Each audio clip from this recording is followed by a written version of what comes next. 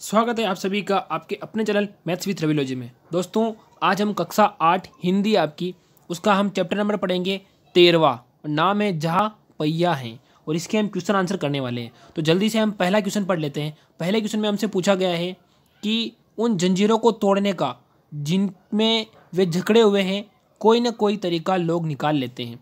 आपके विचार से लेखक जंजीरों द्वारा किन समस्याओं की ओर इशारा कर रहे हैं।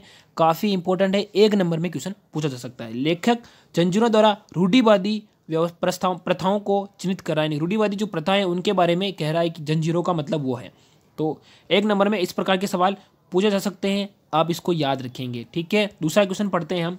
क्या आप लेखक की इस बात से सहमत हैं? अपने उत्तर का कारण दीजिए। दूसरे वाले में पूछा है, तो पहले वाले का जो सवाल है उसके हिसाब से पूछ रहा है कि उन जंजीरों को तोड़ने का जिनमें वे जकड़े हुए थे कोई ना कोई तरीका निकाल लेते हैं, इसके बारे में पूछ रहा है ना। तो इससे सहमत है क्या आप? तो लेखक ने इस कथन से हम सब सहमत है, क्योंकि मनुष्य अपने स्वभाव के कारण अधिक समय तक बंधनों में बंधकर नहीं रह सकता है। समाज के द्वारा बनाई गई रूढ़ियाँ और रूढ़िवादी प्रथाएं अपनी सीमाओं को लांघने लगे तो समाज में इसके विरुद्ध एक क्रांति अवश्य ही जन्म ले लेगी, और जो इन रूढ़िवादी व्यवस्थाओं या प्रथाओं को तोड़ डालती है, ठीक वैसा ही तमिलनाडु के पुडुकोट्टई गांव में हुआ था।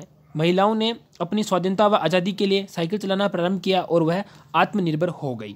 तो ये इसका आंसर है। इसी प्रकार हम तीसरा क्वेश्चन पढ़ेंगे। तीसरे क्वेश्चन में हमसे कहा गया कि साइकिल आंदोलन से पुडुकोट्टई की महिलाओं के जीवन में कौन कौन से बदलाव आए, इंपॉर्टेंट है।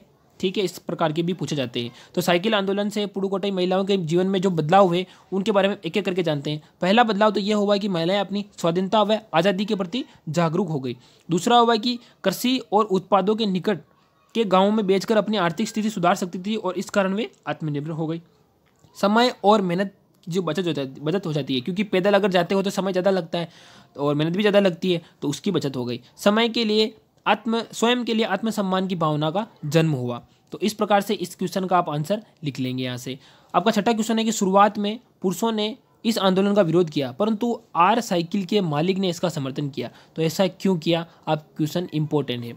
तो शुरुआत में पुरुषों ने इस आंदोलन का विरोध किया क्योंकि उन्हें डर था कि नारी समाज में प्रकृति आ जाएगी, और आर साइकिल के मालिक गांव के एकमात्र लेडीज साइकिल के डीलर थे। इस आंदोलन से उनकी आय में वृद्धि होना स्वाभाविक था, इसलिए उन्होंने इस अपने स्वार्थ के लिए उन्होंने इस आंदोलन का जो समर्थन किया था। आपका नेक्स्ट क्वेश्चन है पांचवा वाला कि प्रारंभ में इस आंदोलन को चलाने में कौन सी बाधाएं आई, इंपॉर्टेंट है ना। तो लिखेंगे फातिमा ने जब इस आंदोलन की शुरुआत की तो उनको बड़ी कठिनाइयों का सामना करना पड़ा था।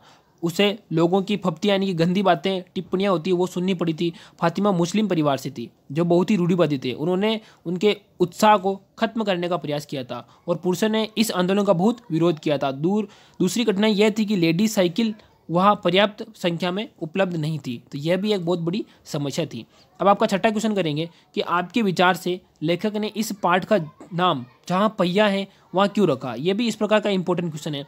तमिलनाडु के रूढ़िवादी पुदुकोट्टई गांव में महिलाओं का पुरुषों के विरुद्ध खड़े होकर साइकिल को अपनी प्रगति के लिए चुनना एक बहुत बड़ा कदम था, इसलिए पहिए को गतिशीलता का प्रतीक माना जाता है और इस साइकिल आंदोलन से महिलाओं की जिंदगी को गतिशीलता मिल गई। तो लेखक ने इस पाठ का नाम इसीलिए जहाँ पहिया है वहाँ रखा। तो यह एक इसका कारण है।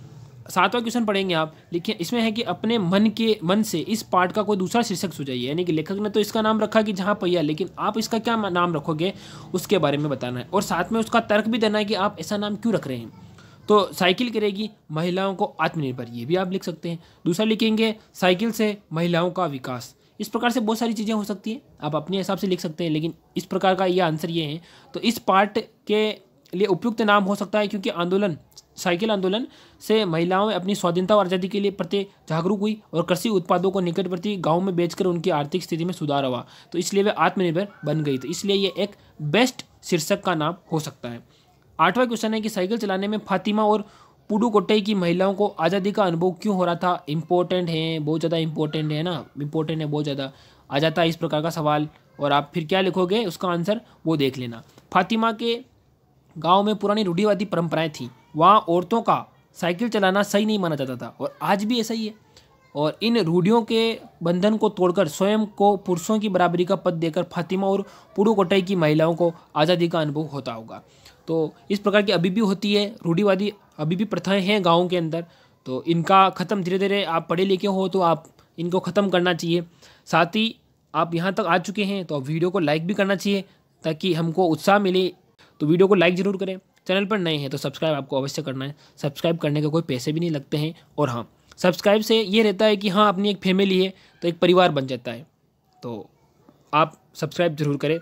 और मैं इन चीज़ों को लास्ट में इसीलिए करता हूँ कि ताकि आपका टाइम वेस्ट नहीं हो, और जितना मैं पढ़ाने में आपका टाइम बिल्कुल स्पीड से जो भी चीज़ करवाता हूँ स्पीड से करवाता हूँ ताकि आपका टाइम बिल्कुल वेस्ट ना हो। यूँ नहीं कि मैं एक ही छोटी सी वीडियो को मैं 10-10 मिनट तक लंबा खींचता रहूँ, तो ये एक तरीके से सही नहीं है। इस वीडियो में मैंने ये चीज़ बताई है तो थोड़ा इस पर ध्यान देना, और जाते जाते वीडियो को ज़रूर लाइक कर देना। मिलते हैं अगली वीडियो में, तब तक आप पढ़ाई करते रहिए। जय हिंद।